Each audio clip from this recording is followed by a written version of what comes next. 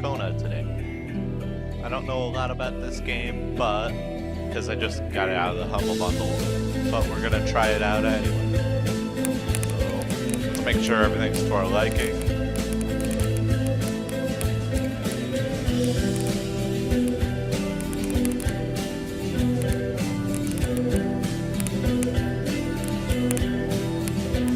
Alright, I think that'll do nice.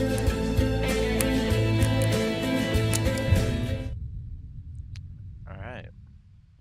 God, I could barely hear myself talk over that music. But it was good music, so I didn't really mind. Oh! Northern Quebec, October 1970. Carl Faubert sought information for a living. That is to say that ever since he returned from Korea, after having served with the armed forces, he had been working as a private investigator in Montreal. William Hamilton, a rich industrialist, had gotten in touch with him regarding a simple vandalism issue. Nothing to write home about. Not worth hiring a private eye either. Ooh, I like this. Anyway, the sensitivity is way too high. Turn that off.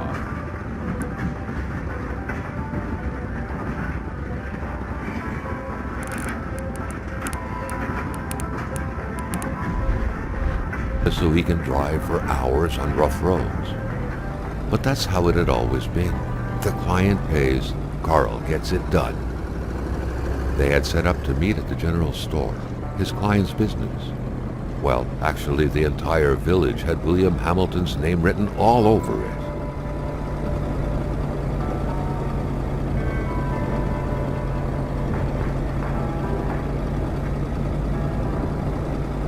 When the roads were bad, muddy, or snowed in, it was customary around these parts to close them off. But it was also customary to ignore those signs entirely and drive there anyway.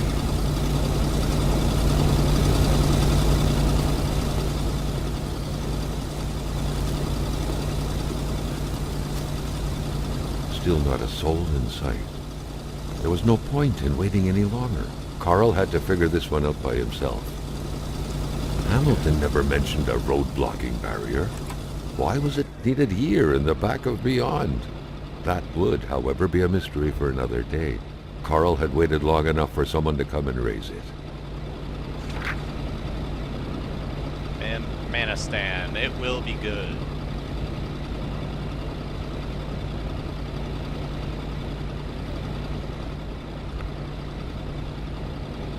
Hamilton no doubt knew who managed the barrier. Carl wanted to give him a call, but that would have been too easy though, as sure enough the line was acting up. Figures. Alright, let's find some bolt cutters. I don't know what I'll need that for. An empty bottle.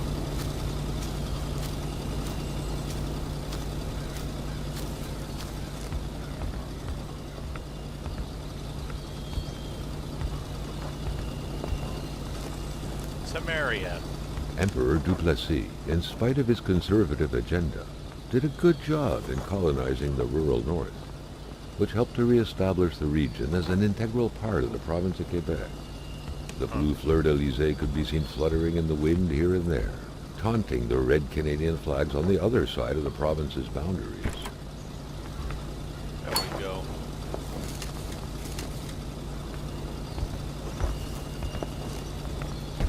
We'll take that, because fuck whoever owned it.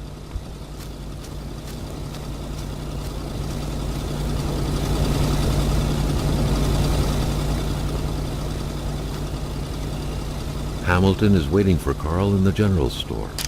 It was time for him to get down to business.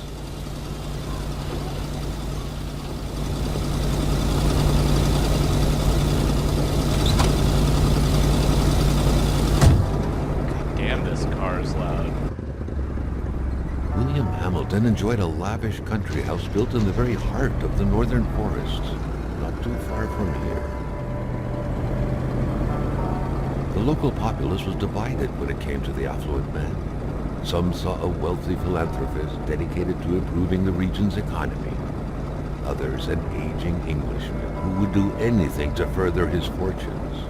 And those ones hated him enough to go on about scheming against him. Hamilton had recently acquired a few local businesses, but the last straw was the reopening of a mine, which gave rise to a wave of protests and threats from the Cree people. Given these circumstances, Carl reckoned that a good number of people must be feeling compelled to oppose Hamilton in one way or another. So far, only the industrialist's house had been a target, but soon enough, Carl thought, the target would become the man himself.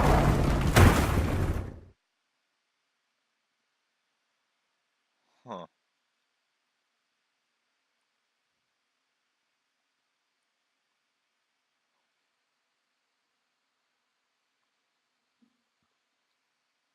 Ooh.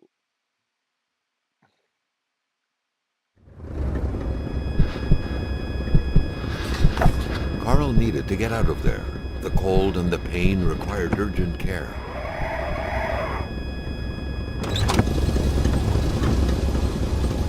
Geez, snowy all of a sudden?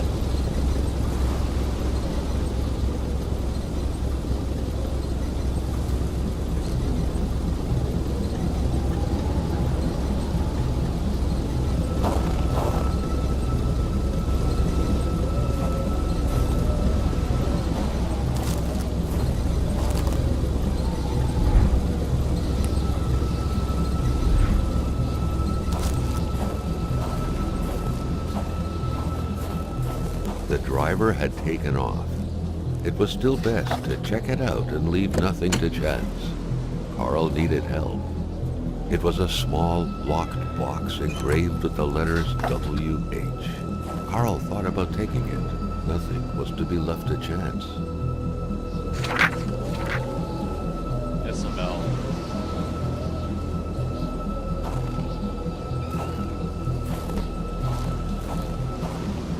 This deep in the country, his last hope was to find an abandoned garage or a farm by the roadside.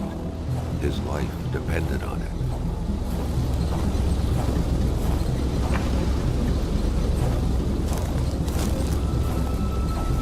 Oh, so we're just gonna leave it running.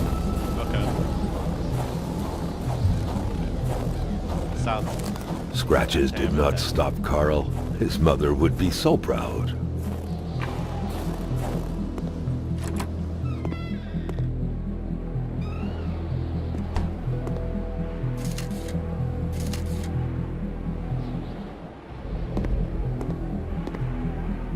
It was so cold. Already Carl did not feel his toes anymore.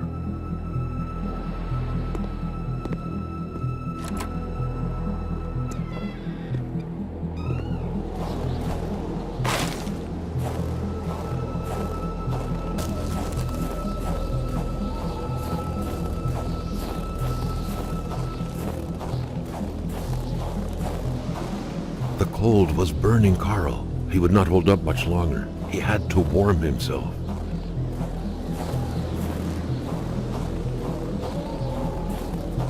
Alright, there's an invisible barrier there.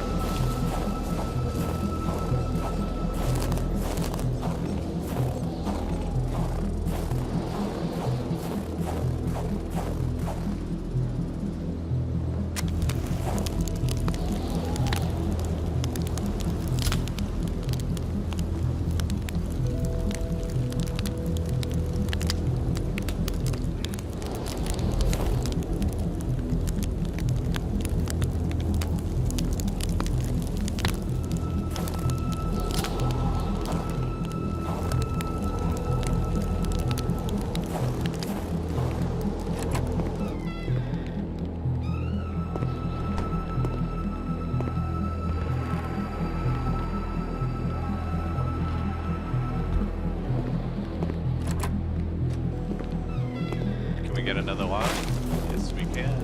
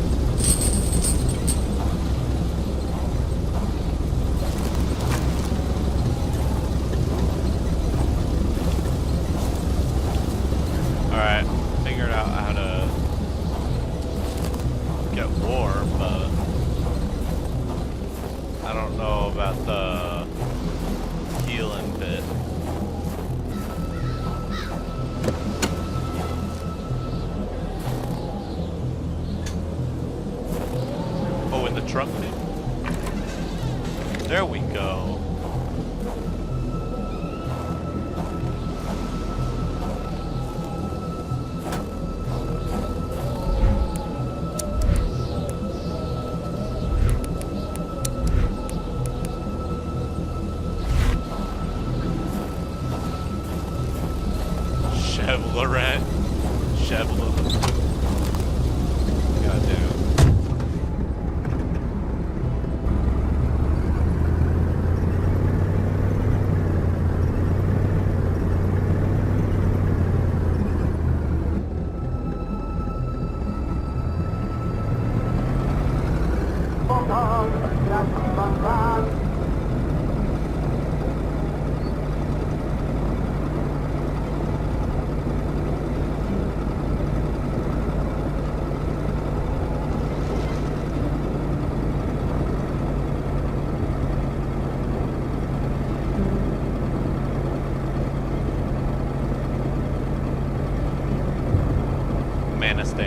Spread out on a few acres of untouched forest, bellowing caribou, everlasting snow, and undefiled lakes, the Manistan region was no tourist hub.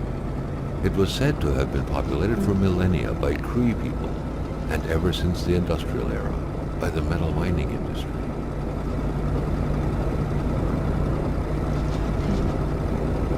The truck was running on fumes. Good thing that the general store was close by.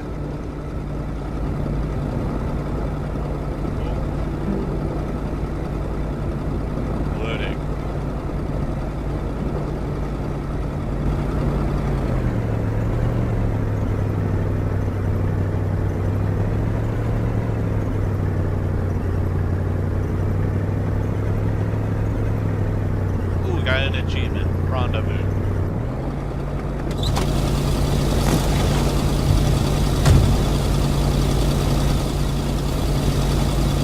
The monks wouldn't surrender their divine nectar so easily. In all likelihood, they had to be switched on from inside the store. Something fell to the bottom of the box.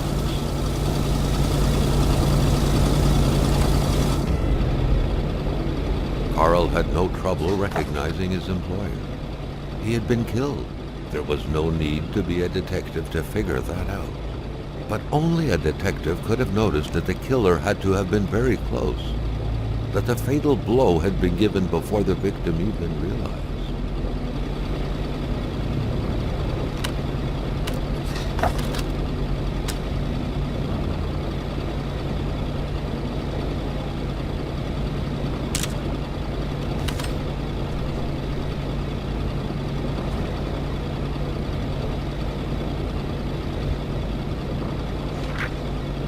What could be inside that envelope? Carl was taken aback. He knew this address. It was said to be the address of the P.O. box for the Canadian Secret Service. Carl felt a chill down his spine and had a terrifying realization. If Hamilton was dead, then who was going to pay him? I know, right? An explosion suddenly occurred outside.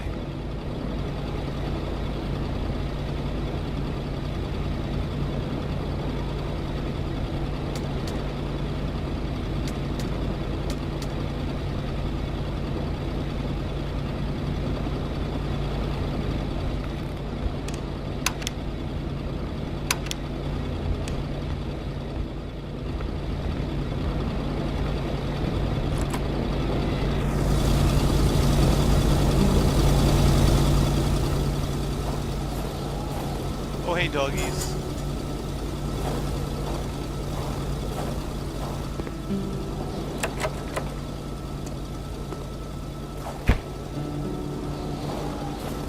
I like this game so far.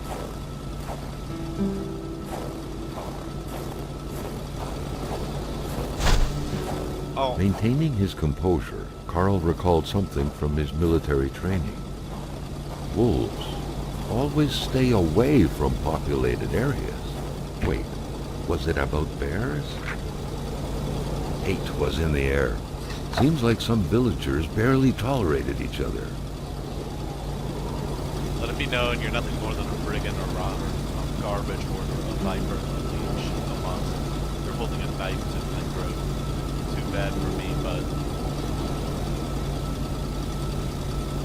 And it cuts off.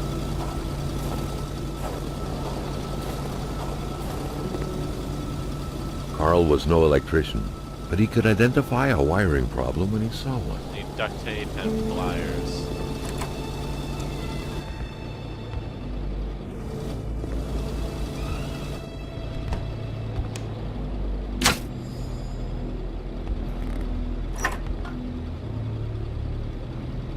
The note explained that the garage and the store couldn't be supplied with electricity at the same time.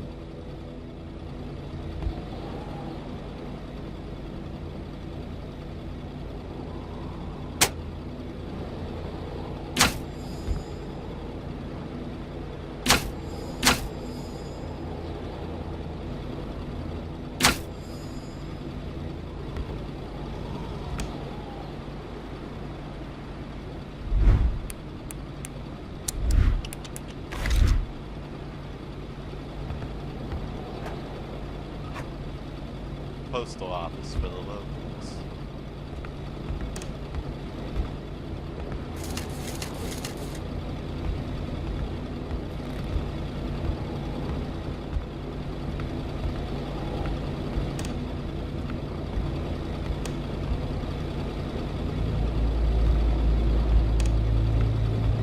Yeah, you're telling me. Suppose I can't go trudging over his corpse.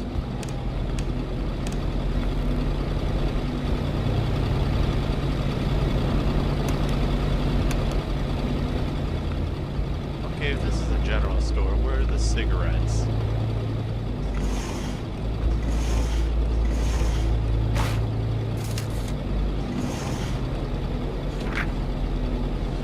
According to that log, it seemed like the whole village owed some money to the general store. Carl was far more interested in the bunch of nearby addresses he had just gotten his hands on, though.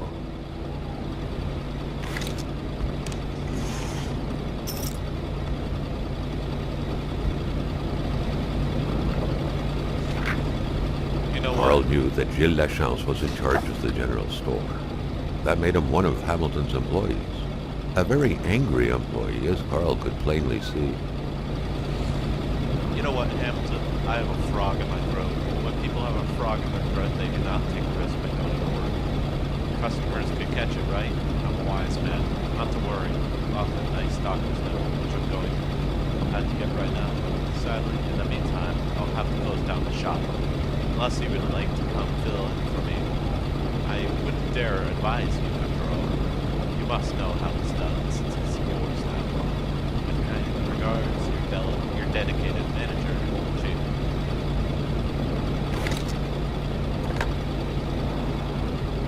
The snowstorm pummeled everything in its path. Carl was not surprised when he heard no tone.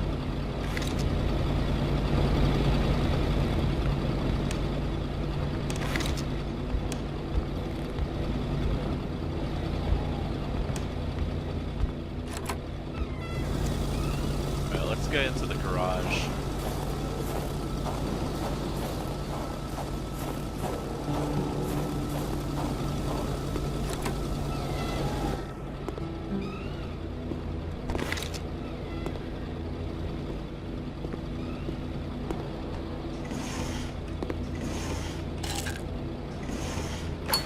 There we go. Now we can repair the generator.